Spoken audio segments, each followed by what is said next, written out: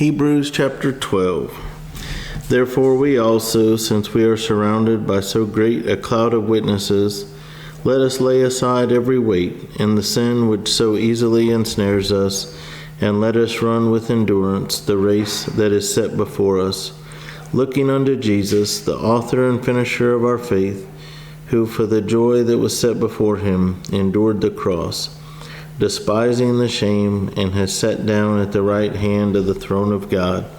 For consider him who endured such hostility from sinners against himself, lest you become weary and discouraged in your souls. You have not yet resisted to bloodshed, striving against sin, and you have forgotten the exhortation which speaks to you as to sons. My son, do not despise the chastening of the Lord, nor be discouraged when you are rebuked by him.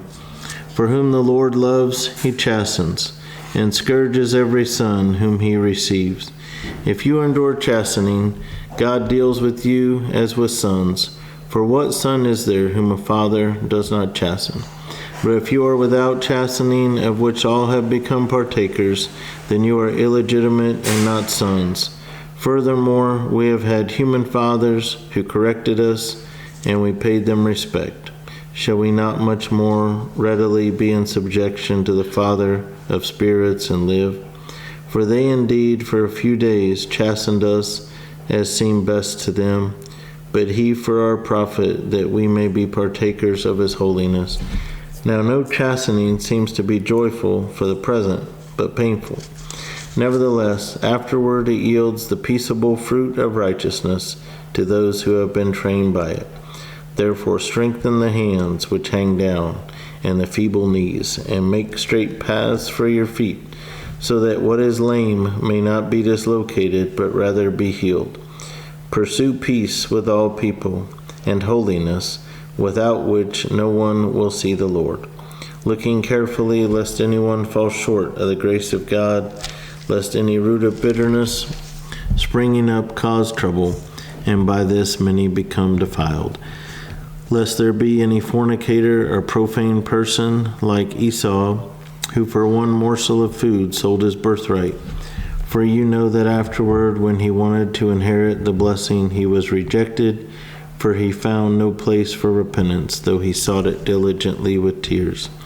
For you have not come to the mountain that may be touched, and that burned with fire, and to blackness and darkness and tempest, and the sound of a trumpet, and the voice of words, so that those who heard it begged that the word should not be spoken to them any more, for they could not endure what was commanded, and if so much as a beast touches the mountain, it shall be stoned or shot with an arrow. And so terrifying was the sight that Moses said, I am exceedingly afraid and trembling. But you have come to Mount Zion, and to the city of the living God, the heavenly Jerusalem, to an innumerable company of angels, to the general assembly and church of the firstborn who are registered in heaven, to God the judge of all, to the spirits of just men made perfect, to Jesus the mediator of the new covenant, and to the blood of sprinkling that speaks better things than that of Abel.